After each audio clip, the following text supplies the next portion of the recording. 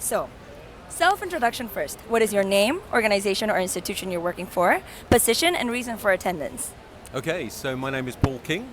I'm the CEO of an organization called Built by Nature, and we're a philanthropically funded not-for-profit organization that is purpose-driven, and we exist to try and lead a transformation of the global built environment and to substitute timber and other natural materials for more carbon-intensive concrete and steel.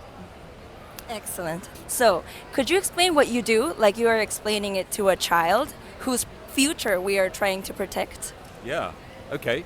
So if I was speaking to a child, I would say probably they're already ahead of most adults building buildings, because most children's first experience of building buildings is they take toy bricks and they put them together to create buildings. And when they get bored with that building, they take it apart and they build another one. Yeah. When we grow up, somehow we forget that. So what we tend to do is build buildings that you can't take apart. They then no longer meet our needs, and we demolish them. And that wastes all of those bricks and all the other materials, and incredibly importantly, obviously, all the carbon that goes into those building materials, that between now and 2050, the middle of this century, will represent about half of all the CO2 emissions, all the building emissions from this sector. So what we need to do is we need to think about using different materials. If we use timber instead of concrete and steel, not only is it lower carbon to produce and to transport, but of course trees literally take carbon out of the atmosphere as they grow.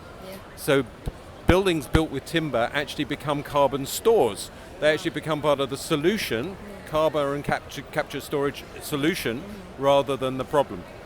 And if we also design them like the Lego bricks and the toy bricks that we play with children, we can also take them apart and we can reuse that timber time and time again.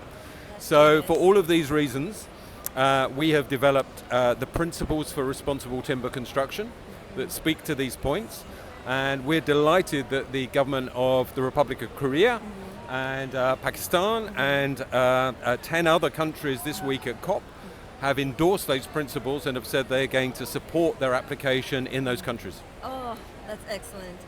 So why do you consider your work important in solving the climate issue? Well, the built environment in total contributes about 40% of all global climate emissions. Now, that's often overlooked. People think things like aviation are really important contributors. This is much, much bigger than that. Concrete and steel each represent around 10% of global greenhouse gas emissions. So if concrete and steel were countries, they would be the third and fourth biggest emitters of carbon in the world. Wow. Add to that the fact that over the next 30 years, globally, we are going to double the size of the built environment. Oh, yeah. So if you think about that, if you think about every home you've ever lived in, every office you've ever visited, every school, every university, every hospital, every railway station, every airport, and think about all the millions of buildings you will never see in your lifetime, we're going to double that in the next 30 years, in your lifetime. That's insane. And we can't afford to build it the same way that we've built in the past. Thank you. And I'm very happy to know you are part of the solution. So this year, it is set to be the COP for Adaptation and Implementation. How do you evaluate the progress with this? Well, it's always hard at COP to really get a sense of how much is changing. But in a sense, the principles for responsible timber construction I spoke about, they came out of an initiative at COP28 in Dubai 2 years ago, where a group of governments under the Forest and Climate Leaders Partnership said they wanted a green construction with sustainable wood. They said we want to work with the private sector and the third sector to find solutions to make this a reality.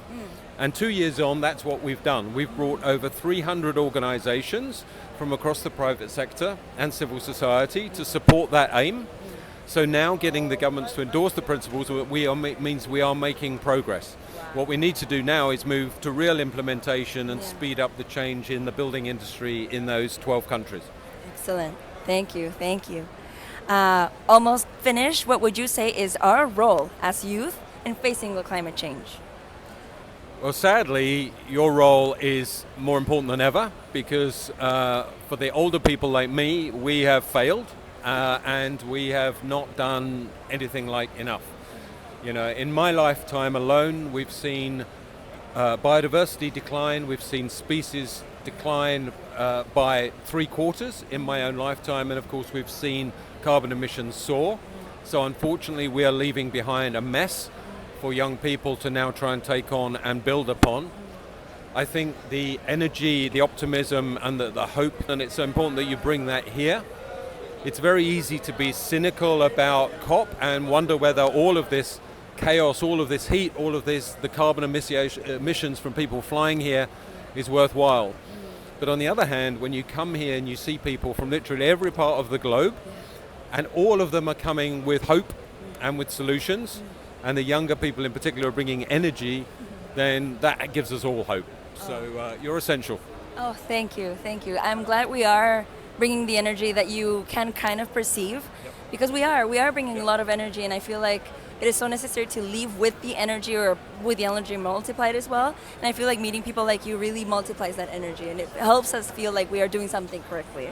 So thank you. Well, that's very kind. Thank you. And connecting your answer sort of to our last question, please share a take-home message for young activists like us. Well, think about the buildings that you go into, whether it's your school, your university, your home. Think about how the way those buildings contribute to the climate problem in a way that perhaps you haven't thought about before. And think about the fact that there is a different way of doing this. We can build buildings. We've been building buildings with timber for thousands of years, actually. Our oldest buildings are timber buildings. We can revisit that in a modern context. This isn't something to look back on, this is something to look forward to. And think about how you can influence that, how you can ask people, how you can influence the way this building industry develops, because actually it's a very exciting future with much healthier buildings that are more pleasant to work in, live in, study in. So just think, next time you walk into a building, what is this building made of?